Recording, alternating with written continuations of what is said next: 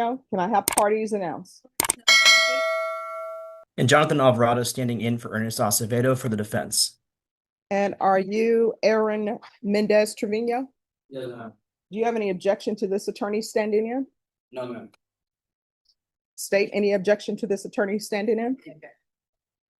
Counsel, have you received all discovery? Did you review it with your client? Yes, Your Honor. Court will find that the state is in compliance with discovery. Mr. Trevino, did you review the application for deferred adjudication with your attorney? Did you understand it and sign it? Yes, ma'am. Did you review the true bill of indictment in each of these cause numbers with your attorney? Did you understand it? Yes, ma'am. Counsel, do you waive the reading? We do, Judge. State, are you proceeding on the indictment as presented and the cause number ending in 6-9? And are you proceeding on the indictment as presented in the cause number 5-9? That's the one with 2 counts. That may work. Okay, let me see. Yes, you're waiving count 1. That is correct. I believe count 1, proceed on count 2. Any objection? No objections.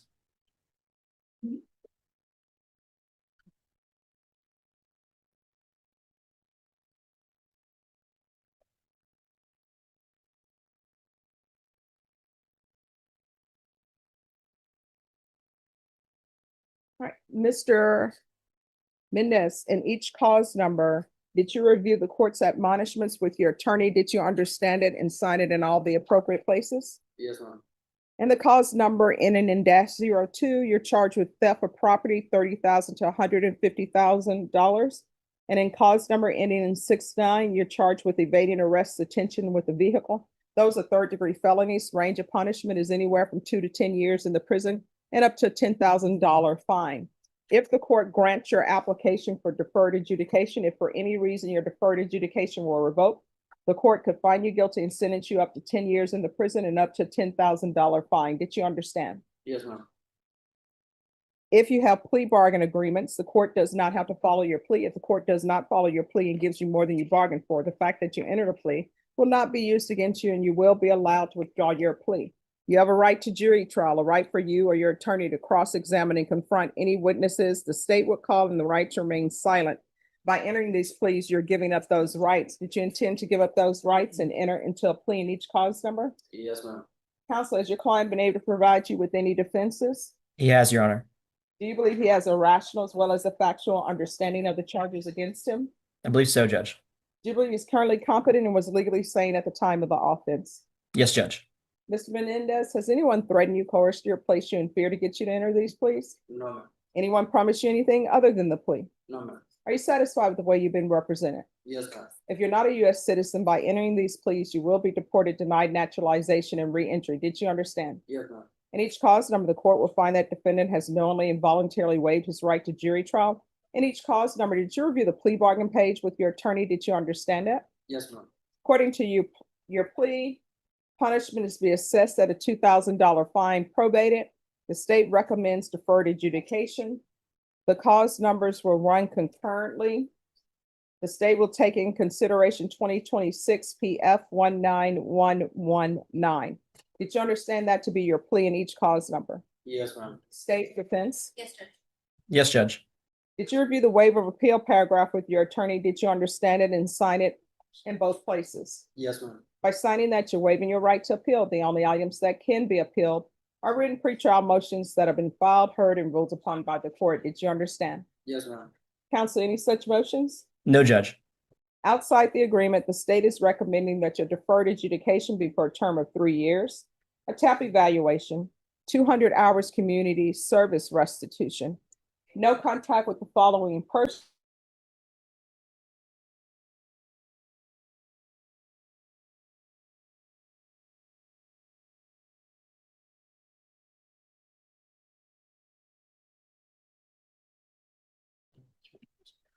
The felony anti-theft course 1 and 2, DOEP, and cognitive thinking course. Did you understand those are recommendations from the state? And the court does not have to follow those recommendations. Yes, ma'am. Then in each cause number, how do you plead? Guilty, not guilty, or no contest? No contest. State any evidence. Yes, Your Honor. State offer States Exhibit 1 and all attachments under both causes. No objections. All right, and state, have you all spoken with the complainant? All right, thank you. You may be excused.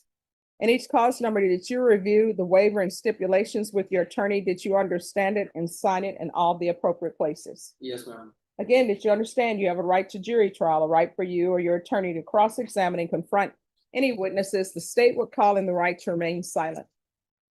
Yes, ma'am. Did you understand that today the state will be presenting evidence in the form of witnesses' statements and police reports? But most importantly, there'll be no live testimony. Did you understand? Yes, ma'am. Court will find that defendant has knowingly and voluntarily waived and consented to stipulation of testimony and stipulations. Court will accept into evidence states exhibits 1 and attachments, and the court will review the same. All right, in each cause number, the court will find there's sufficient evidence to find you guilty. Court will defer finding of guilt as you've applied for deferred adjudication. Are you proceeding with sentencing? Yes, Judge. Anything you wish to say on behalf of your client? No, Your Honor, just ask you follow the plea bargain. How old are you? I am 19 years old. All right, would you like to go to the jail today? No, ma'am. So why are you doing this? Uh, Like, why are you taking vehicles that don't belong to you? Why are you evading the police? Just, heat of the moment. I think I was just a little bit scared. No. The stealing of the vehicle is not heat of the moment. The stealing of the vehicle is your and whoever you were with going to somewhere, seeing that somebody left their keys in a vehicle and taking what doesn't belong to you. So why are you doing that? Do you want to go to jail? No, Then why are you doing this? just reckless. Well, I mean, no, it's not reckless. This is not a reckless taking. This is knowingly, intentionally. So you intended to take somebody's vehicle without permission and you drove it away. So why are you doing this?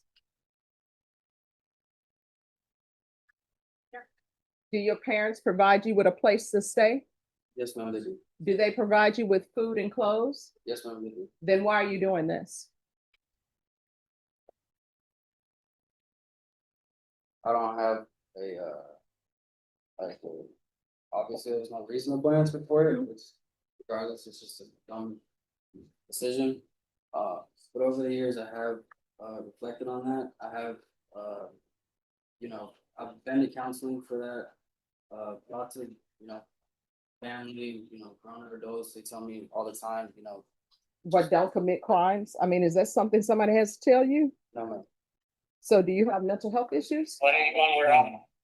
All right, so then that mental health thing is just something you did that's related to this case for, oh, let me tell the judge I did this so she can go easy on me. No, I just. Did you graduate from high school? Yes, ma'am, I did. And what are you doing with your life? So actually just recently I was working at Conduit. It's a call center. I was working there for about 9 months, but it will be 10 months. I just left within the month, like within the last 30 days, I left that job. I did enroll in college, Northwest Vista, so hopefully the next 2.5 years I can get my my cybersecurity diploma. So are you currently at Northwest Vista? Have y'all started classes? No, it starts in the fall. All right, so why are you quitting a job and you don't have another job yet? Well, that's correct. That's correct. I was trying to find another job before quitting the previous one. I thought I had one lined up because my dad's friend, he owns his own cabinet company. And I thought I had a job lined up there, but they didn't have enough room for me. And then I have been looking at other places. So why would you quit employment when you don't have another place to work? Because you're dependent on your parents to supply your basic needs. Because otherwise, I don't know anyone, if they were on their own, would say, I mean, unless they just being silly, but I don't know any adult, which you are an adult, that's why you're in adult felony court, who would quit a job and not have another job lined up, except somebody who's dependent on their parents to take care of them. Because legally you're an adult, but technically you're not, because you can't even take care of yourself. You're dependent on your parents for food, shelter, water, clothes, probably to get you here to court. And the other person who was in the vehicle with you when you were driving away, who is that? What's their name? I'm sorry, could you repeat the question? What is the name of the other person who was in the vehicle with you when you took the vehicle and when you were speeding? What's their name? It was, one of my old friends on talks. What is their name? Devin. Devin what? I'm not too sure about. Yeah, you do know their name. I promise you. Oh, no, I promise you, you do know their last name. So what is Devin's name? I wanna say it's Martinez. And I could be a shot in the dark, but I'm pretty sure it's Martinez. Mhm. I don't think you're hanging around people that you don't know. And probation is going to check into that. And if that is not true, we're going to be back here. So do you want to stick with Devin Martinez is their name? Yes, ma'am. I'm pretty confident it's Martinez. And who brought you here today? My father, but he actually went to go get my grandma. So that's another thing is because I'm not working right now, my grandma does have dementia. So that's another thing I'm doing, taking care of my grandma at home. No, you're not. The way I say no, you're not, because you're here. You're not taking care of them. Well, my grandma transitions between my house and my aunt's. Mhm. And I don't allow people to take care of vulnerable people when they're on probation out of this court. So you won't be doing that. Do you understand? Yes, ma'am. All right. 4 years deferred adjudication. There's going to be regular reporting by Zoom or in person, regular UAs, $2,000 fine, probated. Sorry, Judge, which cause number is this? Oh, I'm sorry. This is in cause number ending in -02. So 4 years deferred adjudication, regular reporting by Zoom or in person, regular UAs, $2,000 fine, probated. This is run concurrent with 2026 CR 002069 and 2024 CR. I'm sorry, that's the only cause number to be running concurrent with. Take in consideration 2026 PF 19119. There's going to be 200 hours of community service restitution. If you're drug tested today, what are the results going to be? And you're going to get drug tested today. Yes, ma'am. I believe I will come out positive for marijuana. But that is the only. Here's the thing, you haven't changed them.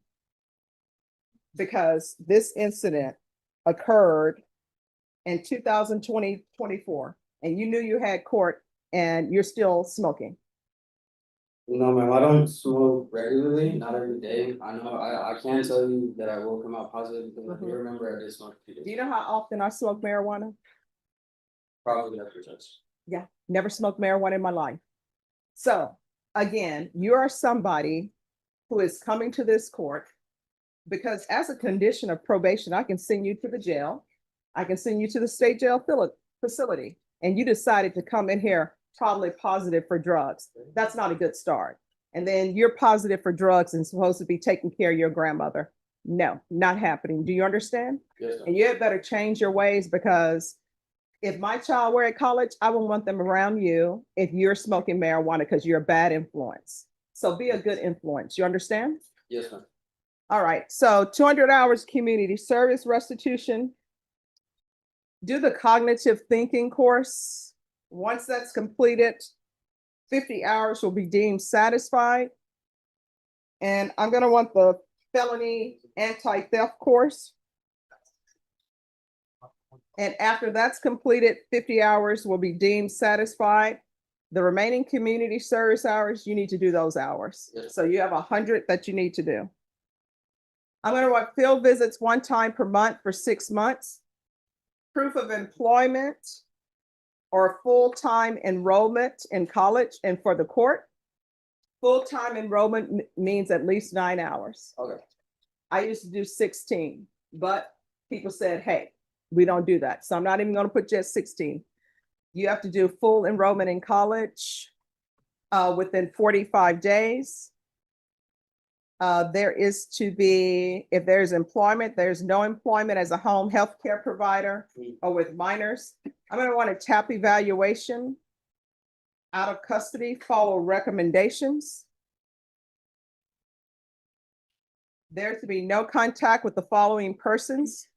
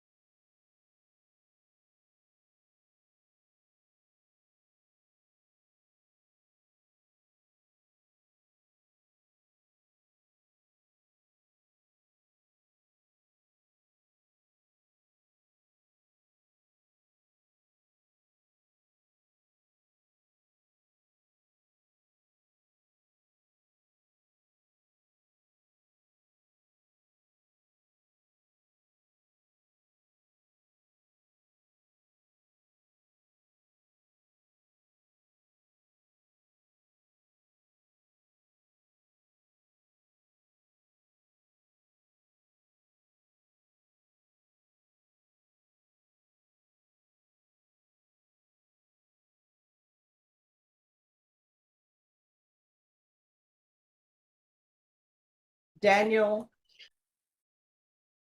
C. Beard. And there's to be no possession of firearms. Probation, anything else? Did you review the document entitled Trial Court Certification of Defendant's Rights to Appeal with your attorney and that cause number? Did you understand it and sign it? Yes, ma'am. Because it's a plea bargaining agreement, because I followed your plea bargaining agreement, and because you waive your right to appeal, you do not have the court's permission to appeal. Do you understand? Yes, ma'am. Let me explain to you something about life.